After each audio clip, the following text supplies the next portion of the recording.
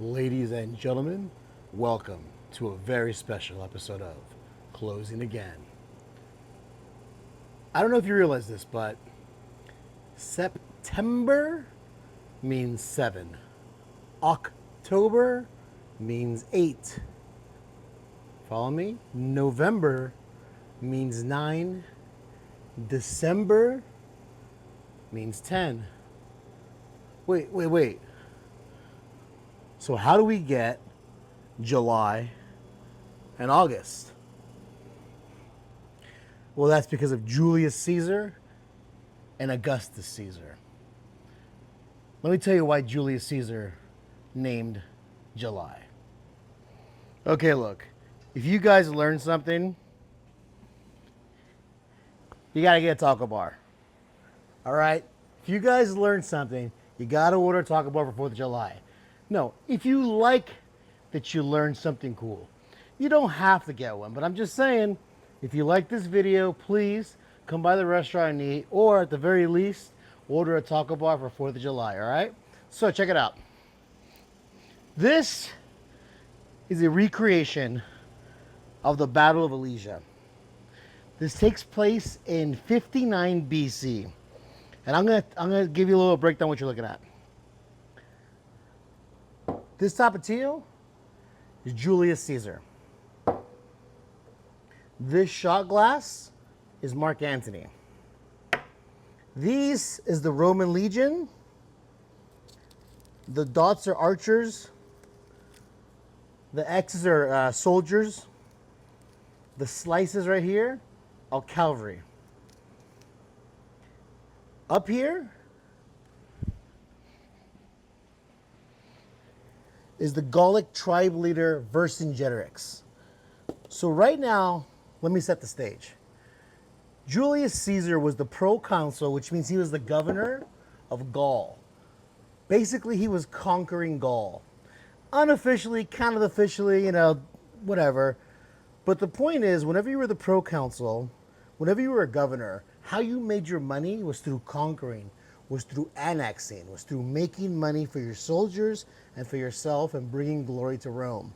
See, in Rome, it was all about becoming a great man. Everyone had a legacy, everyone strived for legacy, and everyone was trying to outdo each other. It was basically a dog eat dog world. Who can do it bigger? Who can do it better? And the only way to be bigger, the only way to be better, was to make money at war, to conquer.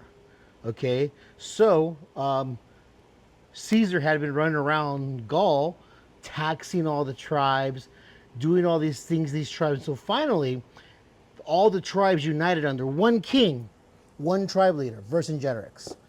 And he had had some battles out and about in Gaul, and he had actually won some battles against Julius Caesar. You know, kind of the way stick and move battles, jab and move, jab and move. And he had retreated to this town, Alesia. This is not the scale. Alesia was a hilltop in a valley next to a mountaintop. All right? That's very, very important. He had more people than Julius Caesar. Each one of these packets represent 500 soldiers. He had about 80,000 soldiers to Julius Caesar's 60,000 soldiers. He had better supplies. He had water in town. He knew the land. His Caesar supply lines, if someone left to get supplies, they might not come back. So Caesar had sketchy supply lines compared to Vercingetorix. But he had something better than supplies. He had a brain. He was a master commander. Master commander. So, Vercingetorix arrives and, goes into town, Alesia. Caesar, outnumbered, cannot really enter. He can be repelled. So what does he do? He decides to barricade him in. He creates a siege of wood Now, granted, it wasn't like easy. These dots are archers. They would try to interrupt the building of these walls, and there would be skirmishes trying to stop the building of these walls. But Caesar did eventually entirely surround Vercingetorix's army and laid siege to cut off their water, to cut off their food supplies. Now, granted, they had a lot of supplies inside, so they weren't really worried about it quite yet. And not only that, they had set messengers out to friends to come and help them. So word got out that there was a relief army on the way. Veracasinovis, who is Vercingetorix's cousin, was on his way from the mountains to come save the day.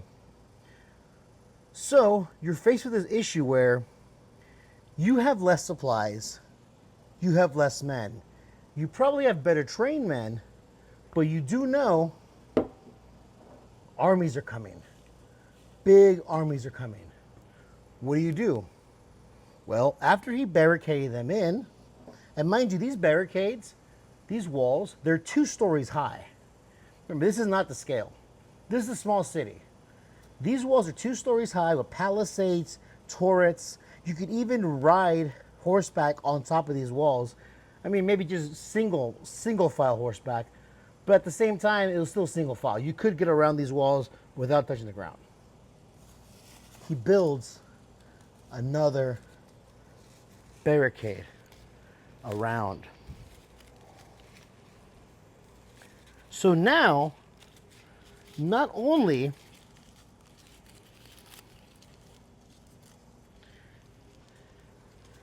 does he have his initial barricade to keep inside Vercingetorix, he has an outside layer to keep out Veracasinoves. This is the eve of the war. A couple days later, Veracasinoves finally arrives. And he arrives with archers and mixed footmen. And they begin to assault from a high ground. Caesar commands Mark Antony to hold this line, right? No matter what. And there's skirmishes, and eventually there's a breakthrough. Mark Antony comes out and sustains losses, sustains cavalry losses. However, he eliminates all the archers. He has his own losses, but he eliminates their archers. And he retreats back. Vercingetorix, at the same time, is trying to break out, and actually does in a couple spots, but Caesar repels them back, and he sustains his first losses. So the armies are already dwindling. Mind you, each one of these packets signifies 500 soldiers. Bam, bam, bam. Death, destruction. Vericasanova retreats back inside. Vercingetorix retreats back inside. They rebuild the walls where they can. They refortify. And they restructure.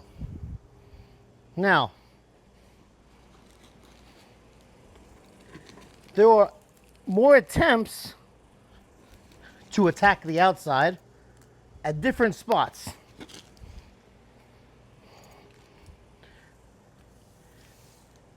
And Caesar is having to deal with small breakthroughs and skirmishes all throughout. Personally, he's personally now repelling and killing and losing men here and there. Until finally,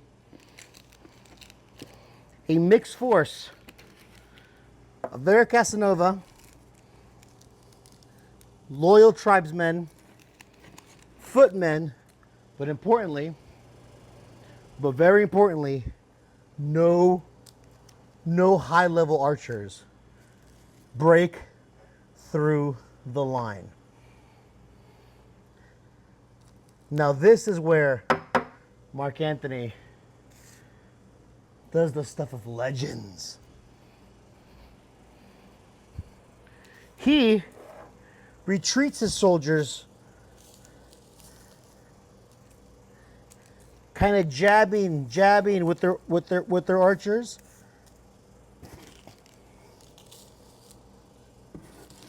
As they flood in,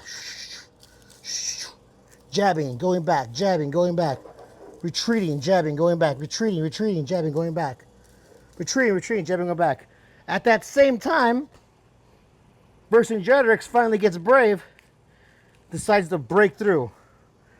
Bam, bam, bam, bam. I'm talking, these are some of the biggest skirmishes, most important skirmishes in history. Okay? We have the future Julius Caesar, end of the Republic. The person that's named, July is named after this man. And he's in a life and death fight inside of a barricade that he created. What happens? Caesar wins the fights here. Vercingetorix retreats back. Caesar, with archers and cavalry, breaks through the outside. Now he's outside of his fort. He is outside of his fort. He has destroyed an army that was breaking through the back line. He is outside of his fort. He has forsaken this side. And he swings around.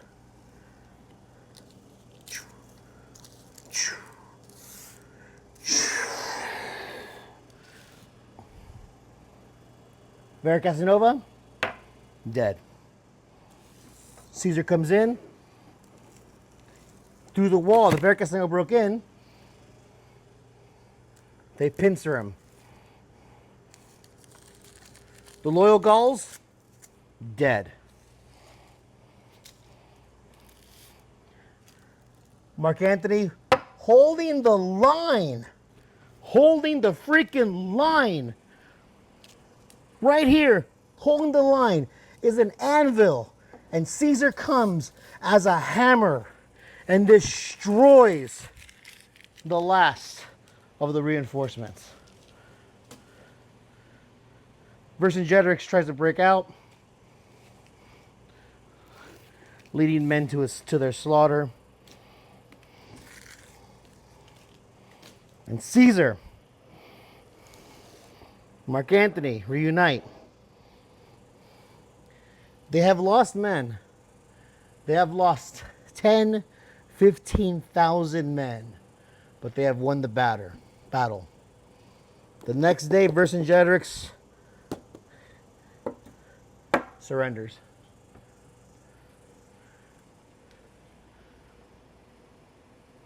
This moment made Julius Caesar who he was. This moment brought him fame, fortune, and his first tribute. His first triumph in Rome. Returns to Rome a hero with the Gallic king as his hostage. Vercingetorix famously, when he surrenders to Caesar and Mark Antony, removes his clothes, takes off his sword, and surrenders naked. Woe to the vanquished. And that's why it's called July.